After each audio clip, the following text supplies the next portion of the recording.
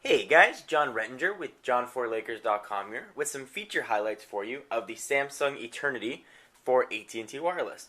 So I hope you guys are going to be able to see this. I turned the brightness all the way down on the device. So first, to unlock it, you can push any button, and there's an unlock button at the top, and you hit it.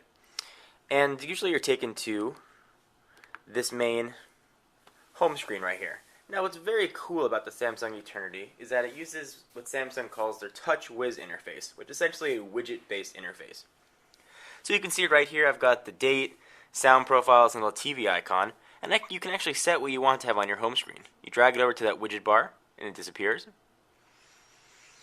And these are all the widgets you can choose from. You have a myriad of choices: clocks, calendars, some TV stuff, birthday reminders. Let's say there's a music player right here, I can drag that right out. Shows up on my home screen, I can move it anywhere I want. If I don't want it there anymore, throw it over and get rid of it. And you can move to any other choice that you like. So you can pick calendar, pull it out there, have a full calendar. Want it gone? It's gone. This one I found very useful. Sound profiles, really easy way to switch between ring and vibrate and all that kind of stuff. And the widgets, the way it flows, is very smooth. Every time I'm touching the screen, you guys can't see it, but I get a little bit of a buzz with haptic feedback. This is actually the first phone where I thought haptic feedback has been very well done. The vibration is actually nice, it's subtle, it doesn't shake the entire thing, and it really does give the impression of pushing buttons. Now I should mention one thing. During my unboxing, I thought the screen might have been capacitive, similar to the touchscreen on the iPhone, meaning there's no mush to it.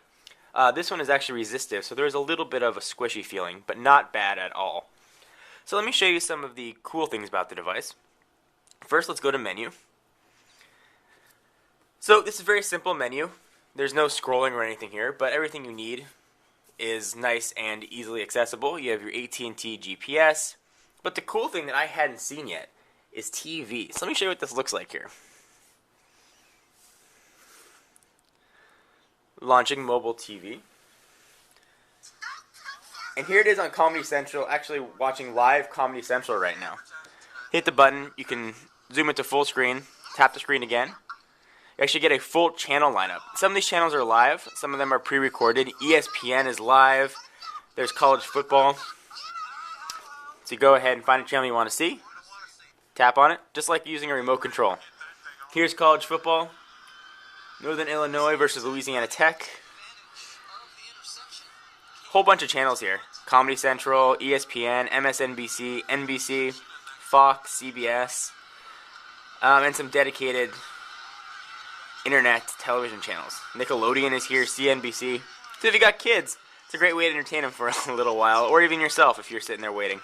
So you got movies. Here's Kung Fu Hustle being played on Pix.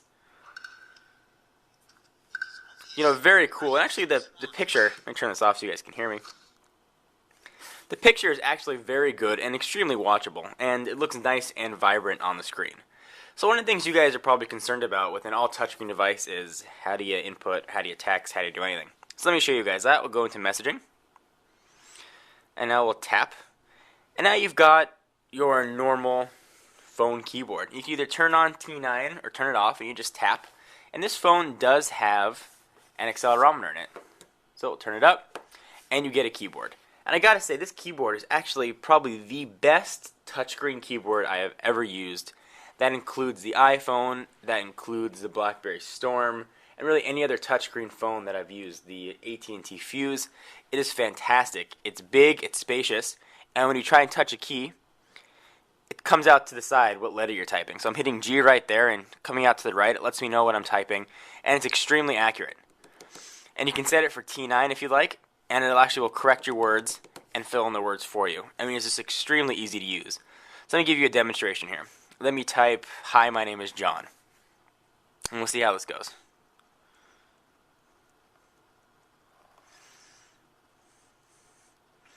So, wasn't entirely accurate, but it was pretty close.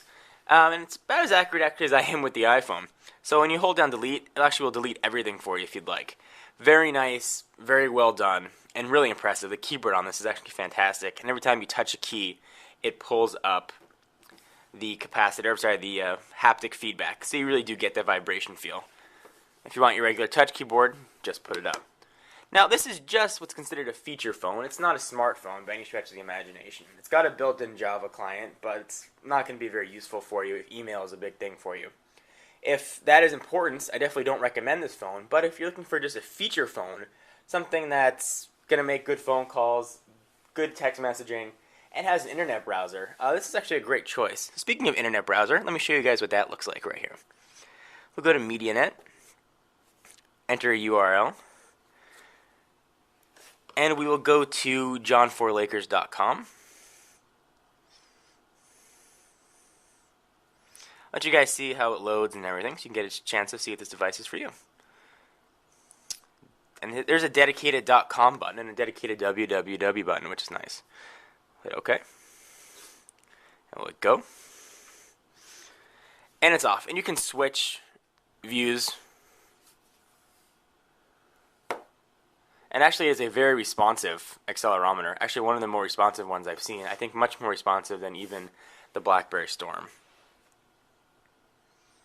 So I've got 3 bars of 3G here, so it should be relatively quick. Let's see what this looks like.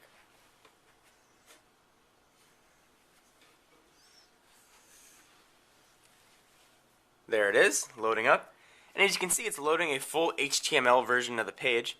And you can scroll around with your finger, and the scrolling is very smooth. It's not choppy, but it's not going to zoom in. You can't double tap to zoom in on things. So there's an article. I can't double tap. The only way you can zoom is to hit that, and you get a little icon right there where you can scroll how far you want to zoom or zoom in and zoom out. It is actually a very decent browser. I'm actually very surprised with it. It's not going to do any flash, or you're not going to be able to play YouTube videos on it, but for simple web browsing, it really is very robust and full-featured. So, again, another nice feature about this phone. One other thing I should mention, and something that's unique on feature phones, this phone actually has a proximity sensor built in. So when you're using a touchscreen, you're making a phone call, you hold it up to your head, there's a sensor up top, much like the iPhone, and it'll actually turn off the screen when it's up to your ear, which is very nice. You're not going to accidentally dial your mom or look up some contacts or launch TV when you have it up to your head. Turns off the screen, you pull it away from your head, and the screen comes back on. So we'll go back here to the main screen, hit the back button. I've been very impressed with this phone so far. Scrolling is very smooth and fluid, and for a resistive screen, which is usually very difficult to do, this one actually does it the best. Resistive screen-wise, this is probably the best implementation of smooth scrolling, internet browsing, and text entering that I've seen on any phone. So I can definitely recommend this. But keep in mind, like I said before, this is clearly not a smartphone, and it's not geared to the smartphone market. It does have an IM client built in. It's more meant for individuals that are just looking for a phone with some additional benefits. You're looking for internet browsing, you're looking for maybe some entertainment value in the TV, but really nothing more than that. If internet's not important to you, you just want a phone for fun, this is a fantastic device that I can definitely recommend. So guys, this is John Rettinger with john4lakers.com here with some feature highlights of the AT&T Eternity. I'll do a full review on it a little bit later. You guys got a sample of my opinions, but just wanted to show you some of the cool takes on it. Anyway guys, hope you enjoyed. I'll see you in the next video. Bye-bye.